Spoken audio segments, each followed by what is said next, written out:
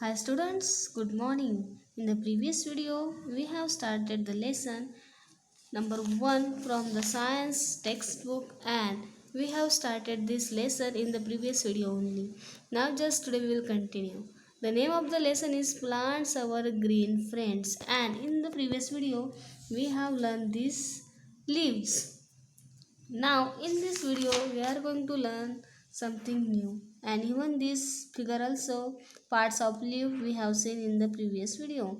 Now we will learn leaves are food factories of plant and you know that what do you mean by factory students? The abundance of things made in one place is a factory. Now see, leaves are food factories of plants. So here is the title meaning is that leaves is the factories. In the leaves, the food is prepared and it is supplied to whole tree. Okay, whole plant. Leaves of most plants are green in color because of the presence of green substance called chlorophyll. Now see, here is very no good a line they have given. Some of the times you don't know about it. Yes, all that leaves are green, but why? Because there is one substance is present in the leaf is called the chlorophyll. Because of this chlorophyll, it's look green in color. Leaves that have chlorophyll make food for the plant through a process of photosynthesis. Now, because of this chlorophyll, it is present in the leaf, so its help its help leaves to make the food, and this making process is called the photosynthesis. To carry out this process, the leaves also need sunlight, water, and carbon dioxide. For this photosynthesis process, as well, the leaf needs sunlight, water, and carbon dioxide. Means these three things are also very important for this photosynthesis system. And this photosynthesis happen because of chlorophyll present in the leaf. Now, sunlight that falls on the leaves is sunlight that falls on the leaves is trapped by chlorophyll. Now see, that we know, we have learned in the previous paragraph that sunlight is very essential for this photosynthesis system. When the sunlight fall on the leaves, it's trapped by chlorophyll. Chlorophyll help us to trap the sunlight on the leaf. Water is absorbed from the soil by the roots of the plant and transported to the leaves.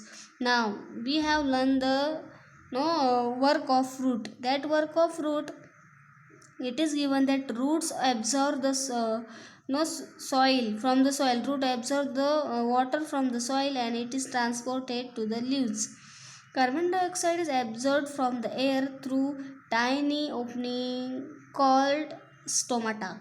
Now see, some stomatas are there on the leaves. From that, the carbon dioxide is absorbed and it is sending to the tree. Singular stoma, and the stomata is plural form of the stoma.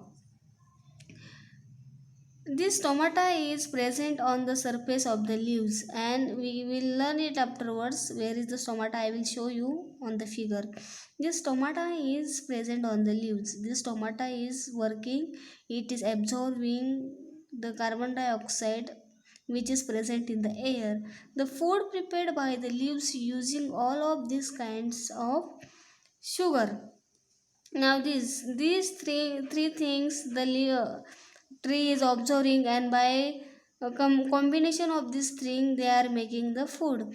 During photosynthesis, oxygen is also produced by the leaves, and when this photosynthesis process is going on, for this carbon dioxide is needed. But when they are taking carbon dioxide as well, they are releasing oxygen from the leaves, which is released through the stomata, and the carbon dioxide is absorbed from the stomata as well as the oxygen is also released from the stomata. Now I will show you this food prepared by leaf. Now here you can see leaf. Okay, here is the sunlight is coming on the leaf. It is absorbed by chlorophyll. Okay, now here is the water is coming from the roots. This water is there, it's water plus carbon dioxide is coming from the air, and sunlight is absorbed by chlorophyll. Okay, here is the food sugar plus oxygen.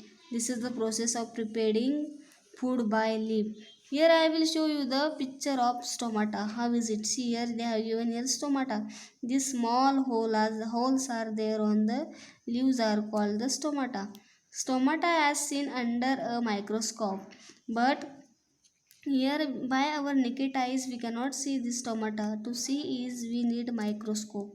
Okay, you may have understood this, students.